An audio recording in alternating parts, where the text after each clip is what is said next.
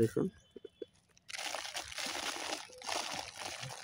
বিসমিল্লাহির রহমানির রহিম। আসসালামু আলাইকুম ভিউয়ার্স। তো দেখুন আজকে চার কাঠি ভরা হবে আর কি। দেখুন এর আগে তো অনেকবারই দেখছেন চার কাঠি, কিন্তু কেমনে চার দেওয়া হয় ভিতরে সেটা হয়তো দেখাই নাই।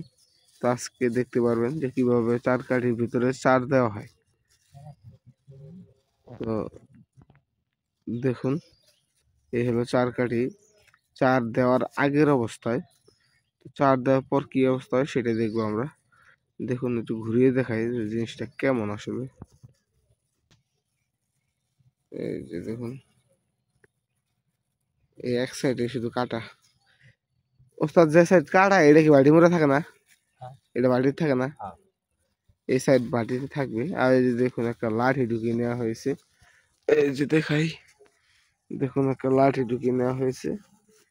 এটা এরকম ভাবে মাটিতে গেঁথে দেওয়া হবে, এরকম ভাবে থাকবে আর কি। বেশি গেঁথে দেওয়া হবে যাতে এটা মাটির সাথে লেগে থাকে।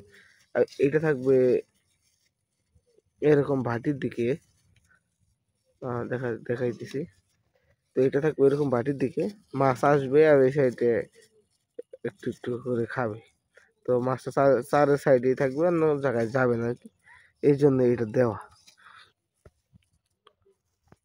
দেখুন সবকিছু রেডি করা শেষ। একটু কয়ে দিন কোনটা নাম কি? এটা কি? খোল। খোল না, বাজা খোল, খোল চিরার কুড়া। চিরার কুড়া আর আছে মানে মিষ্টির গাছ, আরো মিষ্টির বিভিন্ন গাছ। ধরনের জিনিস দেওয়া আছে। এইটা শুকনো চার। দেখুন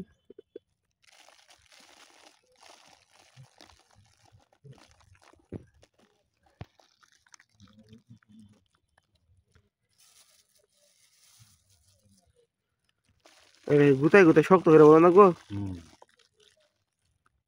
এই দেখুন যতটুকু সম্ভব শক্ত করে করার চেষ্টা করবেন।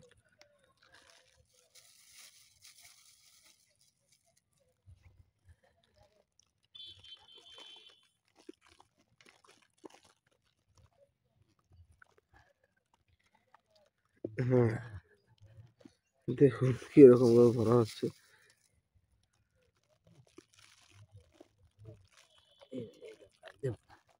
হুম শেষ চার ভরা। আরো হারিয়ে যাবো পানি গেলে। এটা উপরে দিবেন তো কেদা। দিন আর দেখি এখনকার অবস্থানটা এই যে দেখুন চার ভরার পরের অবস্থানটা। এই দেখুন এই সাইড দিয়ে মাছ আসবে কিন্তু খাইতে পারবে না, যতটুকু বের হবে ততটুকুই খাবে। আর মাছটা এটা সাইড দিয়ে ঘুরবে শুধু। এই যে দেখুন নিজে একটু ছিদ্রি আছে এটি গাড়ার জন্য, আর এই যে উপর দিয়ে পুরো লাঠিটা। আর এই যে দেখুন, তো আশা করি বুঝতে পেরেছেন যে চারকাঠি দিয়ে কিভাবে মাছ ধরতে হয়, চারকাঠি কিভাবে প্রস্তুত করতে হয়। তো ধন্যবাদ সবাইকে। ভিডিওটি অবশ্যই শেয়ার করবেন, ভালো লাগবে। আর নতুন নতুন অনেক কিছু শিখতে চাইলে মাছ ধরার টেকনিক আমাদের চ্যানেলটি সাবস্ক্রাইব করে রাখবেন। ধন্যবাদ।